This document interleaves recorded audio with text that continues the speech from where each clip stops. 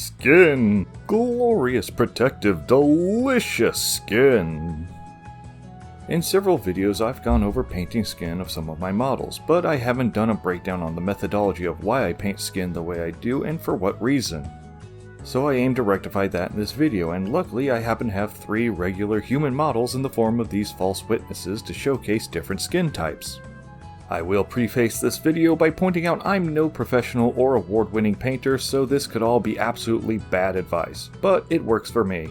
So with that caveat out of the way, let's begin. For light skin, let's examine some of the primary colors that can be found using an image of a random white guy. Now let's isolate the colors found in the areas that are recessed, the flat majority, and some of the peaks.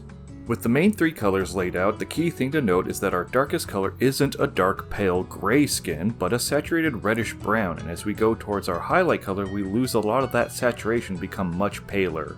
In fact, when I lay these 3 color pickers over each other, you can see that the 3 colors follow an arc leading from mid-saturation to almost no saturation, with only a small color shift in color from red towards yellow. It seems fairly obvious when laid out like this, but underneath our skin is meat and blood, which shades our exterior where it's most prominent, which is when flesh overlaps or where blood tends to collect.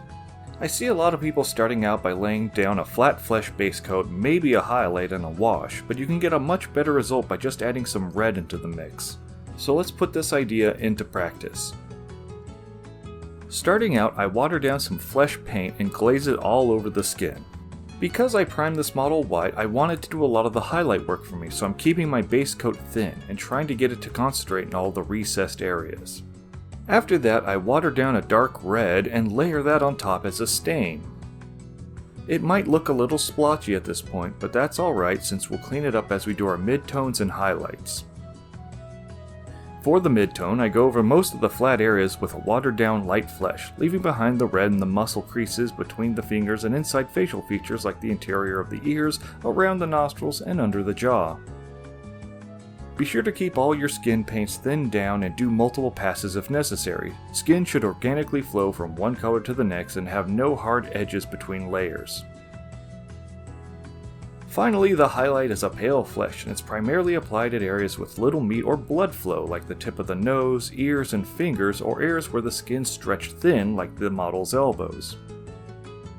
Finally, a thin flesh wash over the whole model to blend all the colors together. That gives us skin with a lot of variation and contrast, keeping it from looking pale and flat. After that, I finished the rest of the model and got her on her base, and outside of a couple unfortunate mold lines, she's looking great. Now, if we're working on a dark skin, we need to take a different approach, and to illustrate this, let's look at the skin of a random black guy. Isolating his skin tones, we see some differences to paler skin. We don't shift towards desaturation as we go from dark to light tones. Instead, the same arching path primarily stays in the mid-saturation area. Color-wise, you'll also notice there's no real shift in color. Each color primarily stays within the orange-red area, with all of the contrast being provided by darkness. This creates a challenge when working with darker skin tones, as they can't rely on saturation or color shift without it looking unnatural. So with that knowledge, we can move to painting the model. Baby, I love you. For the base coat, I start with a deep chocolate brown, and just like the last model, I glaze this on in thin coats, aiming to pool in the recessed areas while leaving some of the white primer exposed to absorb later coats. The midtone is a normal chocolate brown applied to the large round surfaces like the bald head, biceps, and chest. Finally, an orange leather brown is applied as a highlight. At this point there was no white left behind from the primer, so to get a strong color shift I had to build up a gradient with multiple layers. Unlike the paler skin, I don't include red at any point simply because the skin tones are already deeply saturated and any discoloration the red would provide would be overridden by the skin tones. So instead, I mixed some brown and black wash and applied it to the skin, intentionally building it up near skin folds and creases to push the contrast up. Due to the more subtle nature of darker skin tones, it can be a bit daunting, but it just requires a little patience and some variety in your paints to achieve good results. Finally, we have some not-so-normal skin options. In this case, I plan on exaggerating this elderly lady's age by using a decaying flesh paint as the base color.